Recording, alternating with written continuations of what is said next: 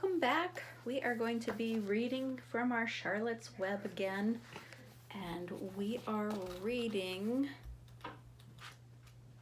I accidentally took the bookmark out and then closed the book. We are reading chapter 10, An Explosion. Day after day, the spider waited, head down for an idea to come to her. Hour by hour she sat motionless, deep in thought, having promised Wilbur that she would save his life. She was determined to keep her promise. Charlotte was naturally patient. She knew from experience that if she waited long enough, a fly would come to her web. And she felt sure that if she thought long enough about Wilbur's problem, an idea would come to her head. So there she is, hanging upside down.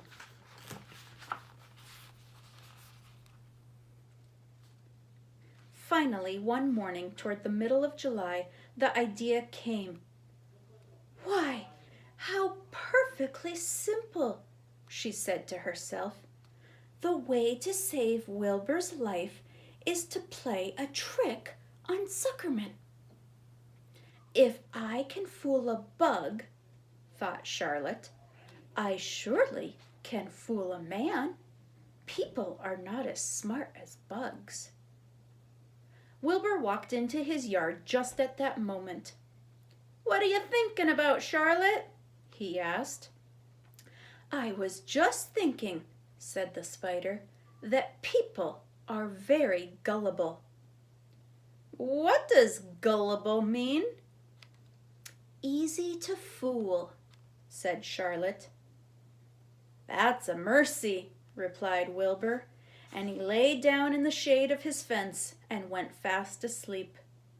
The spider, however, stayed wide awake, gazing affectionately at him and making plans for his future. Summer was half gone. She knew she didn't have much time. That morning, just as Wilbur fell asleep, Avery Arabelle wandered into the Zuckermans' front yard, followed by Fern. Avery carried a live frog in his hand. Fern had a crown of daisies in her hair. The children ran for the kitchen. "Just in time for a piece of blueberry pie," said Mrs. Zuckerman. "Look at my frog," said Avery, placing the frog on the drain board and holding out his hand for pie. "Take that thing out of here," said Mrs. Zuckerman.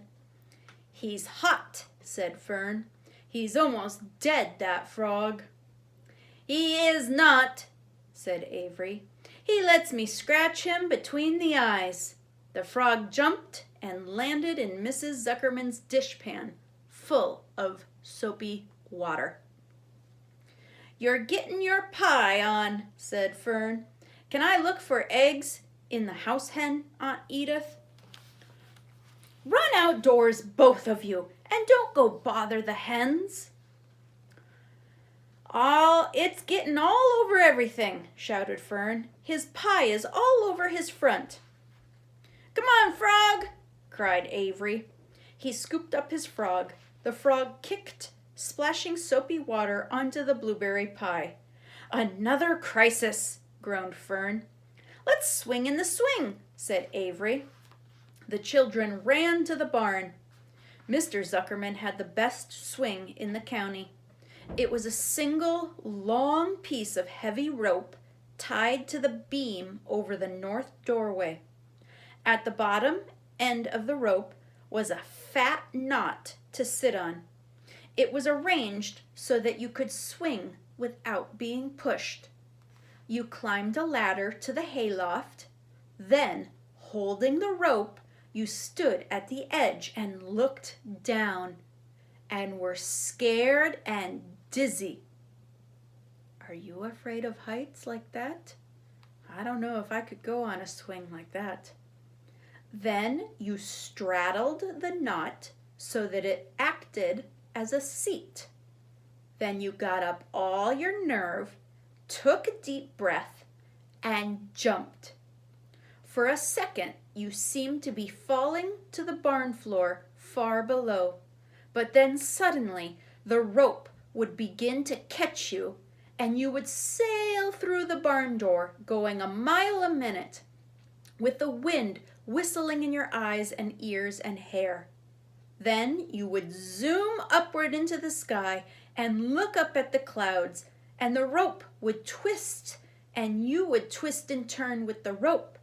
Then you would drop down, down, down out of the sky and come sailing back into the barn, almost into the hayloft, then sailing out again, not quite so far this time. Then in again, not quite so high, then out again, then in again, then out again, then in, and then you jump off and fall down and let somebody else try it. Mothers for miles around worried about Zuckerman's swing.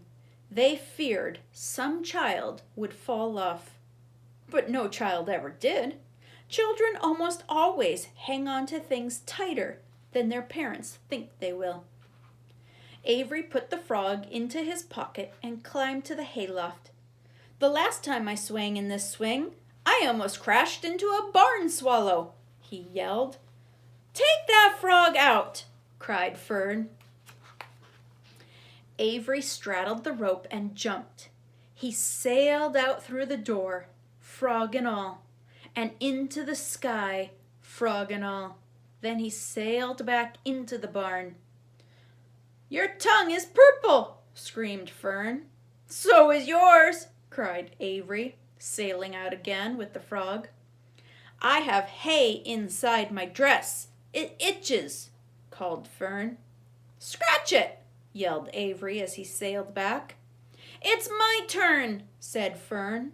"Jump off!" "Fern's got the itch," sang Avery. When he jumped off, he threw the swing up to his sister. She shut her eyes tight and jumped. She felt the dizzy drop, then the supporting lift of the swing. When she opened her eyes, she was looking up into the blue sky and was about to fall back through the door. They took turns for an hour.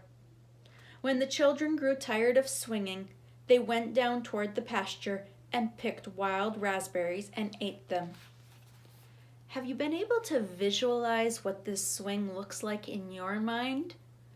If you haven't ever experienced anything like a rope swing, you might not be able to, but they gave a pretty good detail. They made a knot at the end of a long rope, so think about that rope coming all the way down, and a big knot that was big enough for you to sit on. Well, the illustrator drew a picture to help your mind, just in case you didn't know what it would be like. So they would stand way up here, and they would start the swing, and it would drop them, and then it would swing all the way to outside the barn, and then it would swing back inside the barn, and then it would just keep going back and forth until it slowed down, and then you could jump off. So now they're going and eating raspberries. Their tongues turned from purple to red. Fern bit into a raspberry that had a bad-tasting bug inside and got discouraged. Avery found an empty candy box and put his frog in it. The frog seemed tired after his morning in the swing. The children walked slowly up toward the barn. They too were tired and hardly had energy enough to walk. "Let's build a treehouse," suggested Avery. "I want to live in a tree with my frog." "I'm going to visit Wilbur," Fern announced. They climbed the fence into the lane and walked lazily toward the pig pen. Wilbur heard them coming and got up. Avery noticed the spider web, and coming closer, he saw Charlotte. "Hey, look at that big spider," he said. "It's tremendous." "Leave it alone," commanded Fern. "You've got a frog. Isn't that enough?" "That's a fine spider, and I'm going to capture it," said Avery. He took the cover off the candy box. Then he picked up a stick. "I'm going to knock that old spider into this box," he said. Wilbur's heart almost stopped when he saw what was going on. This might be the end of Charlotte if the boy succeeded in catching her. "You stop it, Avery!" cried Fern. Avery put out one leg over the fence of the pig pen. He was just about to raise his stick to hit Charlotte when he lost his balance. He swayed and toppled and landed on the edge of Wilbur's trough. The trough tipped up and then came down with a slap. The goose egg was right underneath. Oh, do you remember what they were saying about the goose egg that was rotten? Uh-oh.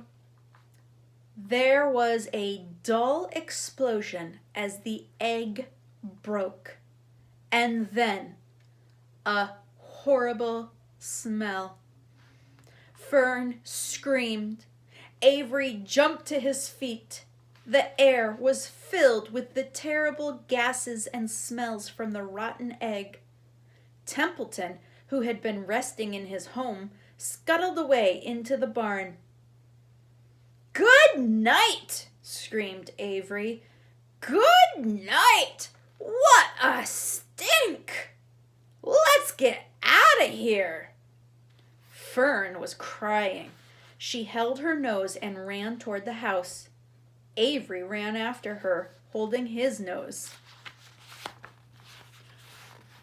So there is Avery falling over the fence and onto the trough. And you can see way down here is that egg that exploded. Charlotte felt greatly relieved to see him go. It had been a narrow escape. Later on that morning, the animals got up from the pasture. The sheep, the lambs, the gander, the goose, and the 7 goslings. There were many complaints about the awful smell, and Wilbur had to tell the story over and over again, and how the Arabelle boy had tried to capture Charlotte, and how the smell of the broken egg drove him away just in time. "It was that rotten goose egg that saved Charlotte's life," said Wilbur. The goose was proud of her share in this adventure. "I'm delighted that the egg never hatched," she gabbled. Templeton, of course, was miserable over the loss of his beloved egg. But he couldn't resist boasting. "It pays to save things," he said in his surly voice. "A rat never knows when something is going to come in handy. I never throw anything away." "Well," said one of the lambs, "this whole business is all well and good for Charlotte. But what about the rest of us? The smell is unbearable. Who wants to live in a barn that is perfumed with a rotten egg?"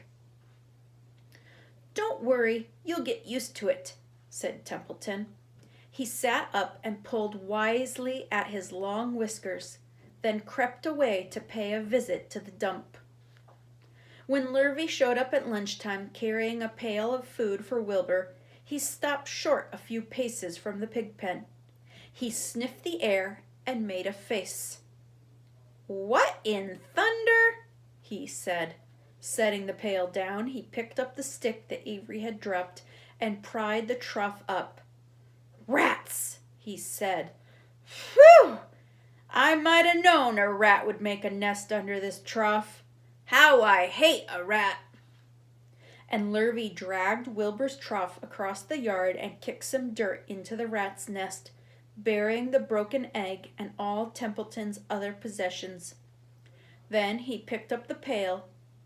Wilbur stood in the trough, drooling with hunger. Lurvy poured. The slops ran creamily down around the pig's eyes and ears. Wilbur grunted. He gulped and sucked and sucked and gulped, making swishing and swishing noises, anxious to get everything at once. It was a delicious meal. Skim fat, wheat middlings, leftover pancakes, half a donut, the rind of a summer squash, 2 pieces of stale toast, a third of ginger snap, a fishtail, the orange peel, several noodles from a noodle soup, the scum off the cup of cocoa, an ancient jelly roll, a strip of paper from the lining of the garbage pail, and a spoonful of raspberry jello. It makes me laugh to think about what pigs eat. Wilbur ate heartily. He planned to leave half a noodle and a few drops of milk for Templeton. Then he remembered that the rat had been useful in saving Charlotte's life, and that Charlotte was trying to save his life. So he left a whole noodle instead of half a noodle. Now that the broken egg was buried, the air cleared and the barn smelled good again. The afternoon passed and evening came. Shadows lengthened. The cool and kindly breath of evening entered through doors and windows. Astride her web, Charlotte sat moodily eating a horsefly and thinking about the future. After a while, she bestirred herself. She descended to the center of the web, and there she began to cut some of her lines. She worked slowly but steadily while the other creatures drowsed. None of the others, not even the goose, noticed that she was at work. Deep in his soft bed, Wilbur snoozed. Over in their favorite corner, the goslings whistled a night song. Charlotte tore quite a section out of her web, leaving an open space in the middle. Then she started weaving something to take the place of the threads that she had removed. When Templeton got back from the dump around midnight, the spider was still at work. Next time we read, we will be reading chapter 11, The Miracle. See you later.